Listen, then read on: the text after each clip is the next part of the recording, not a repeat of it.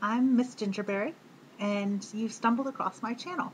I hope that you just stumbled across it by happy accident or maybe a series of fortunate events. This is my introduction video to YouTube, so I'm just introducing myself. The first thing that I want to introduce to you is that I am blind as a bat without my glasses.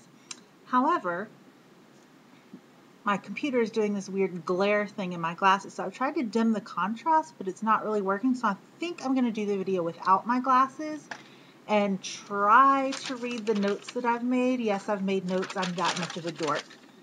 Getting to know me, isn't it fun? All right, so I've been watching YouTube for actually a few years now, looking at the pagan and witch and Wiccan videos that everyone has posted, and I thought that it was about time that I start my own channel so that at the very least I could start commenting on other people's videos and maybe making some of my own. So I started commenting just maybe a couple of days ago, and so I've decided to put up an introduction because I thought people might want to know who is actually making those comments and know a little bit about me. So the first thing I'm going to start with is, how did I come to be on the path I am, and what is that path? Now, I came into paganism a little bit differently than some other people have. A lot of people start from the time they're very young, or maybe when they're teenagers, start exploring Wicca or witchcraft or paganism.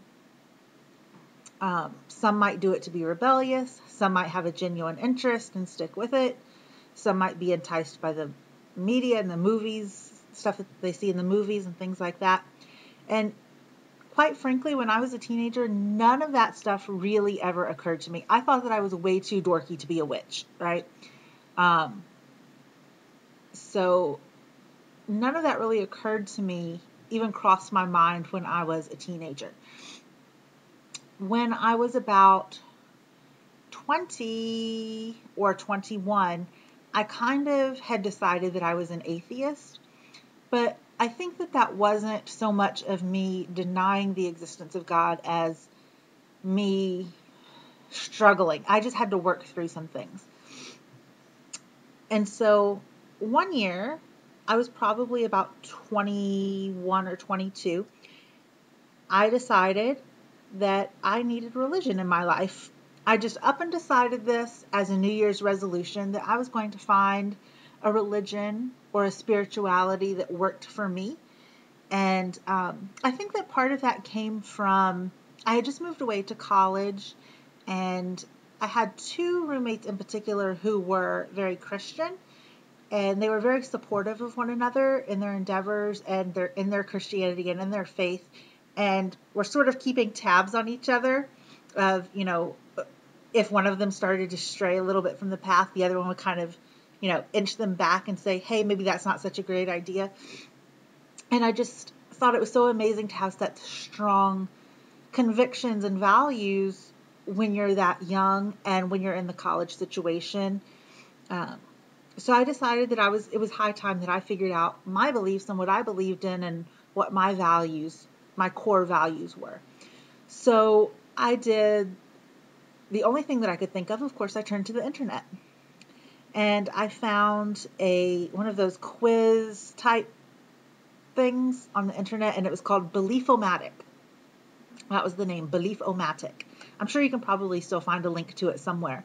And the name makes it sound a little hokey, but this is how I found paganism, and this is how I found ultimately Wicca. But so I took the little quiz survey thingy, and neo-paganism was one of the top results, along with a few other things. There was some sort of Buddhism and something else. I don't quite remember. I printed out all of the results, and I kind of have it in my journal. But I haven't pulled that out in a while, and so I can't really tell you what they were.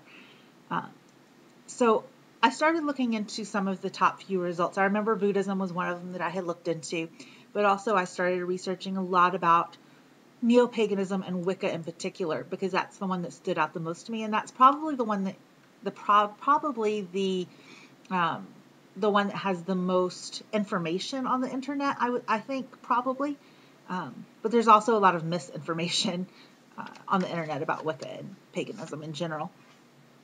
So I turned to the internet and I found, anything and everything that I could read. I didn't have a computer at this point, so I was in the computer lab at the college, at the university, trying to, you know, copy and paste everything into a Word doc. I wasn't very technologically savvy at that point, and I'm still not real technologically savvy, so I could probably figure out some way to reduce that glare on my glasses that I was talking about, but it would take me a couple hours, right? So I was trying to copy and paste everything, and I'd print everything out, and I would make it really small because it cost me like 10 cents a page to print stuff out. And I compiled a nice little notebook, hefty notebook of, printouts and notes that I had made, and most of it being about Wicca, some of it about Buddhism and other things. And I started keeping a journal and exploring my ideas and my thoughts about Wicca and what I believed and what I thought was true and what I thought was maybe I needed to explore a little bit more and what I could sort of leave by the wayside. And I ultimately came to decide that Wicca was probably the path that I was going to take.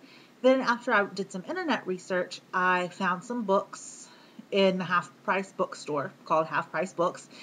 And I think that I got Scott Cunningham's Wicca, A Guide for the Solitary Practitioner, Raymond Buckland's, what's it called? That big blue one? What's it called? Complete Book of Witchcraft. And I got Silver Ravenwolf's Two Riders Silver Broomstick. I'm looking at my bookshelf over there. And so those were the three books that I got that really started me. Those are the three authors. And I know that Silver Ravenwolf is a little controversial, especially when you're talking about beginners and what they should take from her and should not take from her. But those three authors in particular really sort of helped to guide me on that path and solidify that for me, this was my path. This is what I was going to do. This is where I was meant to be. This is where my beliefs fit in. And so I dedicated myself in, I think it was 2006, just a small ritual. My university was and is on a wetlands area near the beach, and so we have like a bay and then it sort of bleeds into the wetlands area. So I went down there into the sand and sort of, did a little dedication by myself. I was kind of secluded off a jog